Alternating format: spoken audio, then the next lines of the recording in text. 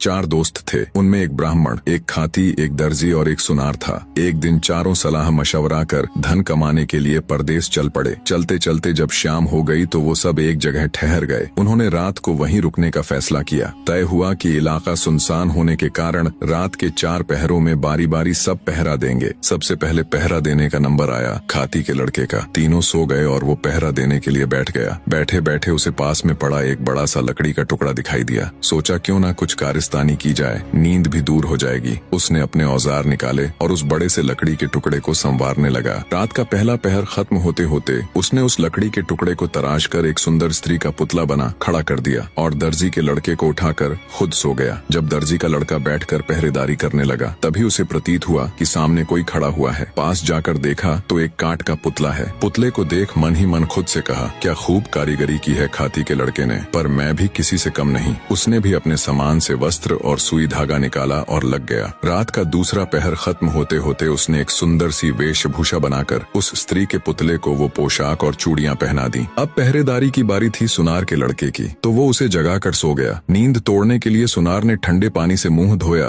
और बैठकर पहरेदारी करने लग गया। तभी उसकी नजर सामने खड़ी स्त्री पर गई तो वो भौंचक्का रह गया। सोचा इतनी रात जंगल में स्त्री कहाँ से आई। उसने उसे आवाज दी पर कोई उत्तर नहीं मिला। जिज्ञासावश उठकर पास गया तो देखा वो कोई स्त्री नहीं बल्कि एक पुतला है। सुनार को समझते देर न लगी कि ये खाती और दर्जी की करामात है। खुद से कहा, मैं भी किसी से कम नहीं। उसने भी अपने औजार निकाले और लग गया। तीसरा पहर खत्म होते होते उसने उस पुतले को सुंदर सुंदर आभूषण बनाकर पहना दिए। अब बारी थी ब्राह्मण के लड़के की, तो सुनार उसको जगाकर सो गया। अब जब ब्राह्मण पहरेदारी करने लगा तो उसकी भी नजर उस पुतले पर गई। वो भी सोच में पड़ गया, इतनी रात को इस जंगल बियाबान में ये नारी कहाँ से आई। वो भी उस स्त्री रूपी पुतले के पास जाकर उसे देखने लगा। सब समझते उसे भी देर न लगी। मन ही मन बोला, वाह क्या खूब कारीगरी की है सबने, लगता है सब मिलकर मेरी परीक्षा लेना चाहते हैं। उसने भी अपना तंत्र मंत्र का सामान निकाला और रात का चौथा पहर खत्म होते होते अपनी तंत्र मंत्र विद्या से उस काठ के पुतले में प्राण डाल दिए। वो काठ का पुतला